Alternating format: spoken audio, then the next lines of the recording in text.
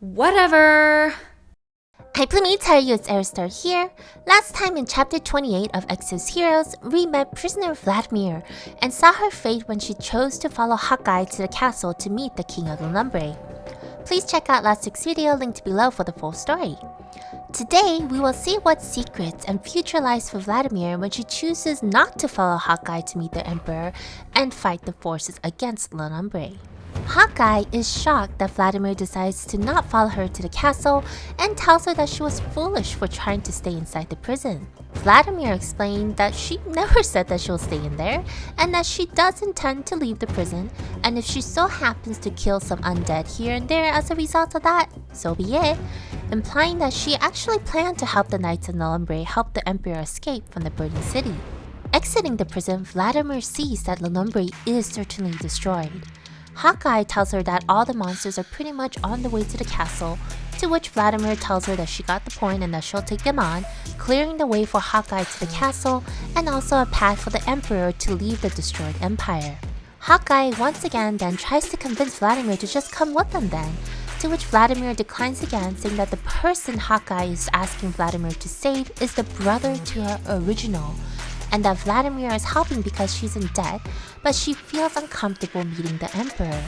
Hawkeye pushes no further then and tells Vladimir that she will make sure that Vladimir is compensated when this is all over for her support to the Emperor. Once Hawkeye leaves using the path Vladimir cleared for them, Vladimir continues to fight the undead, questioning who these undead are, that they seem different than her and just monsters to begin with. She contemplates whether or not to seek out the unusual, eerie presence that she was feeling, something different from the undead, but doesn't feel confident about her chances of winning against the cause of her anxiety. At that moment, a dragon watcher appears before her. Here we learn that it was the dragon watchers that created these undead and also conducted the experiments in which Vladimir was the lone survivor.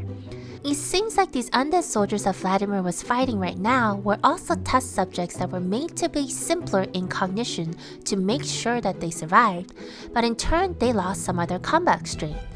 The Dragon Watcher called Vladimir and these undead siblings, as they all share the same father, implying that the roots of Vladimir's and the undead's life were one and the same. Vladimir exchanges blows with the Dragon Watcher and wins with all her power. She keeps him alive to question him. Here she learns of their plan to revive the Dragon Emperor. The Dragon Watcher tells Vladimir that she has no chance against the Dragon Emperor, and to that Vladimir nonchalantly replies saying that she knows, and that there was something else that she could do to piss him off instead, which was to help the Emperor of La Lumbre, who was a sworn enemy of the Dragon Emperor, to escape. In case you weren't aware, La Lumbre was actually built by Cadmos, who was one of the Knights of the Dragon Emperor and also the mastermind behind the fall and the sealment of the Dragon Emperor.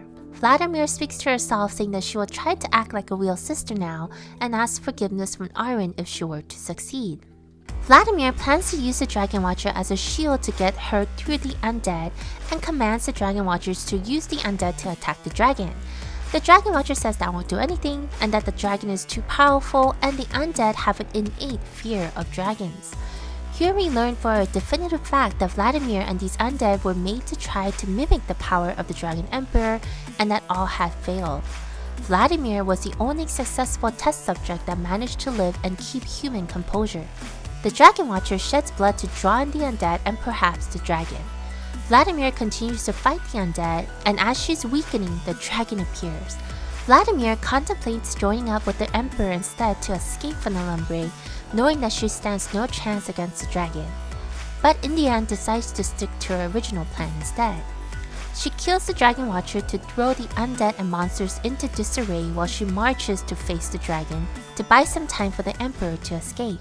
Vladimir speaks to the dragon, or more to herself, about her life, how she at least met a somewhat noble ending protecting the Emperor after living a horrible life in prison after escaping from that dreadful facility.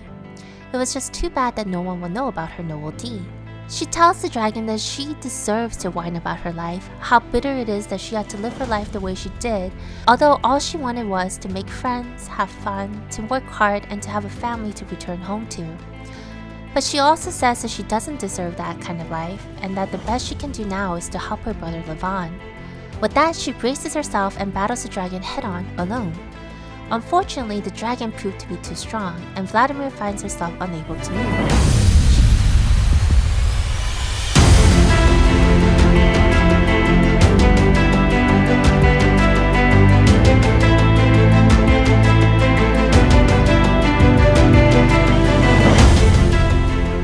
Talks to Arwen saying that she really did her best and to not hold any grudges no matter what happens.